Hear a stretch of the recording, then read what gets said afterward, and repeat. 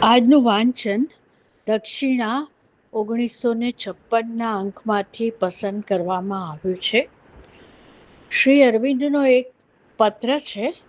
શીર્ષક છે સાધનામાં પ્રાણમય પ્રકૃતિનો સ્વીકાર. મેં તમને હંમેશા કહ્યું છે કે તમારે તમારી તેમજ એવી બીજી પ્રવૃત્તિઓને કદી પણ બંધ કરવાની નથી.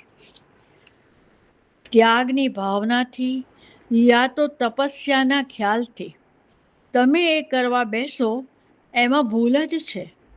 આ વસ્તુઓ પોતાની મેળે ખરી જતી હોય ત્યારે તમે એને બંધ રાખી શકો છો, કેમ કે એ અવસ્થામાં તમે એટલા બધા અનુભૂતિથી સભર હો છો, તેમજ તમારું આંતરજીવન જ એટલું બધું રસપૂર્ણ હોય છે કે તમને આ બીજા કામો પાછળ ખર્ચવા માટે વધારાની શક્તિ રહેતી જ નથી. પણ આમ હોય ત્યારે પણ કવિતા વગેરે વસ્તુઓ છોડી દેવી જ જોઈએ એવો કોઈ નિયમ નથી. કવિતા તેમજ બીજી વસ્તુઓ સાધનાનું અંગ ન જ બની શકે એવું કોઈ કારણ નથી. હા, તમારી આ પ્રવૃત્તિ પાછળ વાહનો પ્રેમ, કીર્તિની લાલસા કે એ વસ્તુઓ પ્રત્યે કોઈ અહંકારી વલણ ન રહેવા જોઈએ. પરંતુ આ વસ્તુ તો તમે પ્રવૃત્તિ છોડ્યા વિના પણ કરી શકો છો. તમારા પ્રાણને કોઈ પ્રવૃત્તિ કરવાની જરૂર તો છે જ, અને ઘણા ખરા પ્રાણને એવી જરૂર હોય છે જ. આમ આ પ્રવૃત્તિ તે તમારા પ્રાણને બહાર વ્યક્ત થવા માટેનું એક સાધન છે, અને એ સાધન પણ નુકસાનકારક નહીં પણ મદદરૂપ થઈ શકે તેવું છે. પ્રાણની પાસેથી હવે આ સાધન ઝૂંટવી લો ત્યારે પછી પ્રાણ બિચારો નાખુશ બની જાય છે. એનામાં બેપરવાઈ અને વિષાદ આવી જાય છે, અથવા તો કોઈ પણ ક્ષણે બળવો કરવા માટે કે સાધના પડતી મૂકવા માટે તે તૈયાર બની જાય છે. આમ પ્રાણની સંમતિ વિના સાધના કરવી એક ઘણું અઘરું કામ બની જાય છે. એ પ્રાણ પછી કાં તો સાધનામાં અસહકાર કરતો થઈ જાય છે, યા તો પોતાનો અસંતોષ તે જાહેર ન કરતો હોય ત્યારે પણ એક કઠોર ભાવપૂર્વક તે બધું જોયા કરે છે, અને કોઈ પણ ક્ષણે શંકા કે ઇનકાર કરવા તૈયાર રહે છે. અથવા તો એ પોતાના તરફથી એક જનૂની પ્રયત્ન કરી લે છે, અને પછી થાકીને પાછો પડી જતા બોલી ઉઠે છે, હાય, મને તો કશું જ મળ્યું નહીં. મન પોતે એકલું એકલું બહુ કરી શકતું નથી.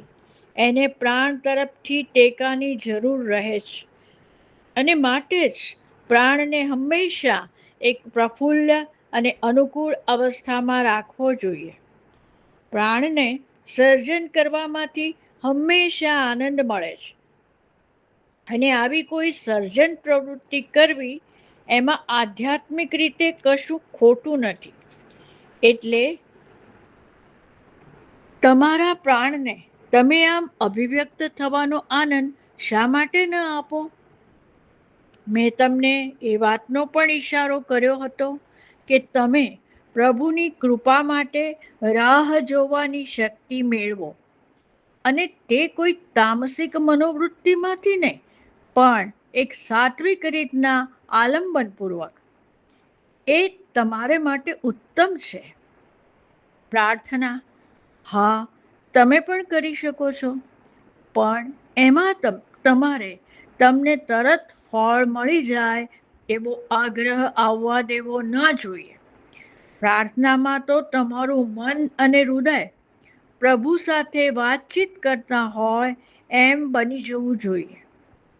એવી પ્રાર્થનામાંથી તમને પ્રાર્થના કરવાની ક્રિયાનો પોતાનો જ આનંદ અને તૃપ્તિ મળી શકે છે, અને એ પ્રાર્થનાનો જવાબ તમને પ્રભુ તરફથી યોગ્ય સમયે આવી મળશે એવી શ્રદ્ધા તમે રાખી શકો છો. અને ધ્યાન, હા, તમે ધ્યાન પણ કરી શકો છો, પણ તમારું ધ્યાન એક ખોટા આસનમાં પહોંચી ગયું છે.